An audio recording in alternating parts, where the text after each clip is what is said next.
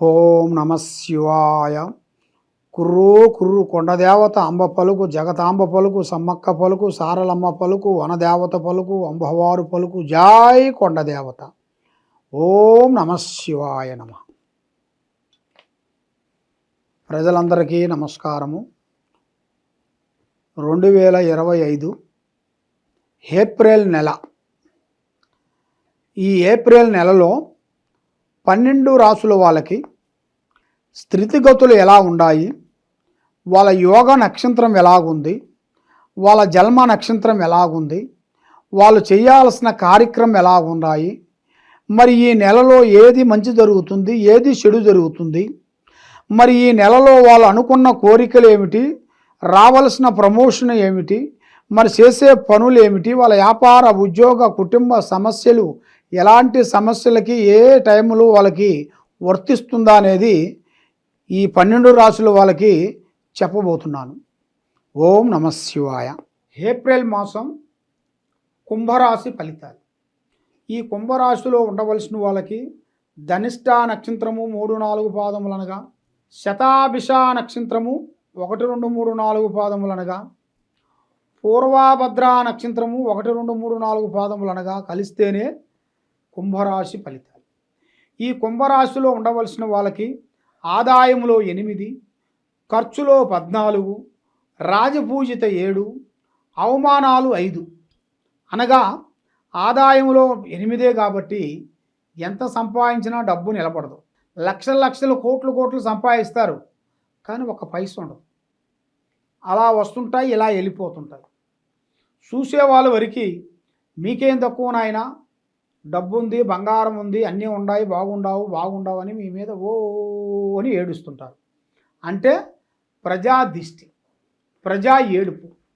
ఆ ఏడుపు వలన మైండు, మనసు, ఆలోచన, త్రికార శుద్ధి ఒక అందునుగా ఉండదు.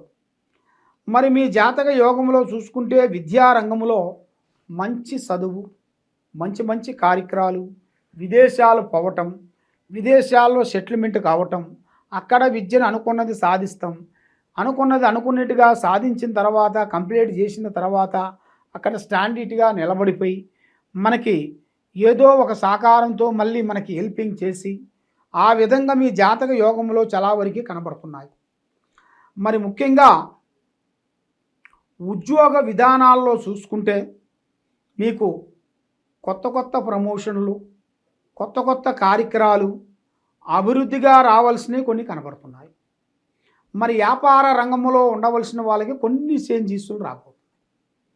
మరి వ్యాపార రంగంలో ఉండవలసిన వాళ్ళకి పాత వాళ్ళని మార్చి మళ్ళీ కొత్త వాళ్ళని చేర్స్తాం, లేదు మళ్ళీ పాత వాళ్ళని కొంచెం డెవలప్మెంట్ చేయటం, మరి చేసే కార్యక్రమం ఎవరికి చెప్పుకోకుండా చేయటం, ఇలాగ ఎవరికంటే వాళ్ళకి చెప్పుతూ చేసినట్టుగైతే వీళ్ళకి ఏ కార్యక్రమం సెట్టు కాదు. ఏ కార్యక్రమైనా కానీ నిదానమే ప్రధానం. మరి వీళ్ళకి ఈ ఏప్రిల్ మాసమున పెళ్ళిళ్ళు, గృహప్రవేశాలు మంచి అద్భుతంగా విజయవంతమయ్యే మార్గాలు కొన్ని కనబడుతున్నాయి. మరి ఆరోగ్యం కానీ, కొన్ని అవకాశాలు కానీ, కొన్ని గుర్తింపులు కానీ మీకు అతి దగ్గరలోనే కొన్ని కనబడుతున్నాయి. మీరు ఎలా అనుకుంటున్నారో ఆ కోరిక విధానం ప్రకారంగా మీకు అది కలిసి వచ్చే యోగం కూడా 100% మీ జాతక యోగంలో కూడా చాలా వరకు ఉంది. కాబట్టి వైవాహిక జీవితంలో చాలా సమస్యలు ఉన్నాయి. భార్యాభర్తల మధ్యలో అతివేగమైన ఘోరమైన సమస్యలు, లేనిపోని ఇబ్బందులు, నమ్ముకున్న నుంచి కొన్ని ఇబ్బందులు, ఇలాంటి సమస్యలు చాలా వరకు కనబడుతున్నాయి.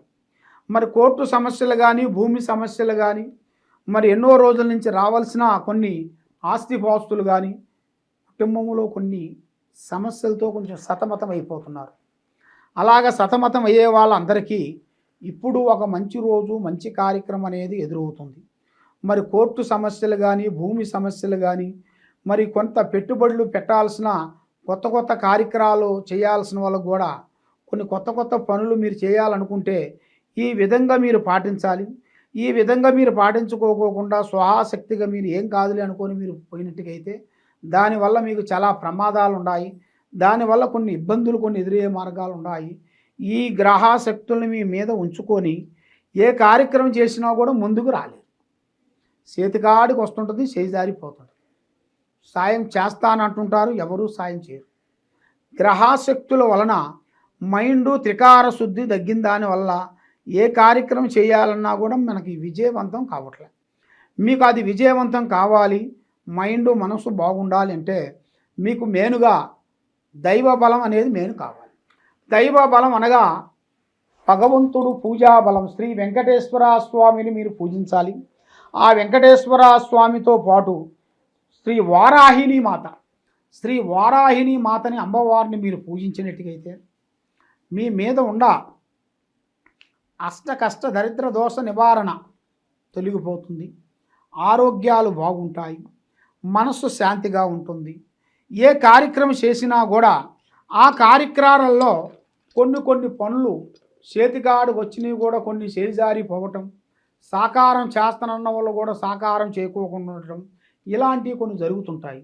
కాబట్టి మీరు గోమాత దగ్గరికి వెళ్ళి ఆ గోమాతకి సేవ చేసి ఆ గోమాత కొన్ని పండ్లు కానీ పలహారాలు కానీ అందించేసి ఆ గోమాత దగ్గర నుంచి మీరు నమస్కారం చేసుకొని మీరు వెళ్ళేటప్పుడు కొన్ని అరటి పండ్లు వాళ్ళకి ఇచ్చేసి, అక్కడ దగ్గర ఉండవలసిన వాళ్ళు వాళ్ళ మేత పెట్టేవాళ్ళు ఉంటారు, వాళ్ళకి ఇచ్చి వాళ్ళతో పెట్టించినా ఒకటే, లేదు మీ చేతుకుంటే మీరు పెట్టినా ఒకటే.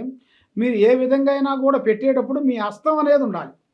ఆ విధంగా కొంత ఇబ్బందులతో సతమతమైపోతుంటారు.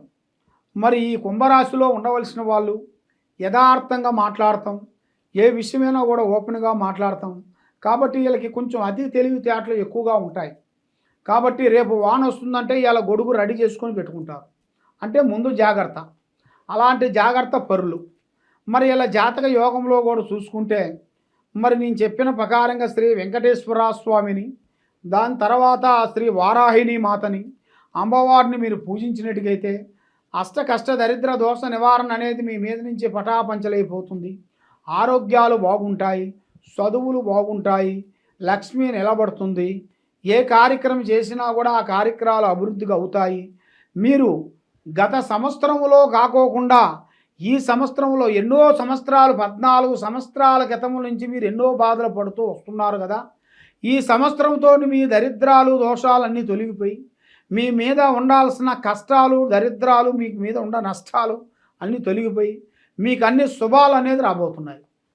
కాబట్టి మీరు చేసే తెలివితేటలతోని జాగ్రత్తగా అదే మీరు కంటిన్యూ చేసినట్టుకైతే మీ కుటుంబంలో అష్ట ఔశ్వర్యాలు కానీ భాగ్యభోగాలు కానీ మనస్తత్వం కానీ లక్ష్మి కానీ మీకు వర్ధిస్తుంది, లక్ష్మి నిలబడుతుంది, చేసే కార్యక్రమాలు అభివృద్ధిగా అవుతాయి.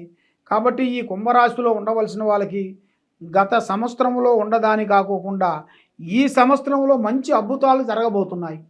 మీకు ఒక స్త్రీ నుంచి కానీ ఒక పురుషుడి నుంచి కానీ ఒక అదృష్ట యోగం అనేది పట్టబోతుంది. ఒక స్త్రీ నుంచి మీ దిశ తిరిగే మార్గం దగ్గరికి వచ్చేసింది.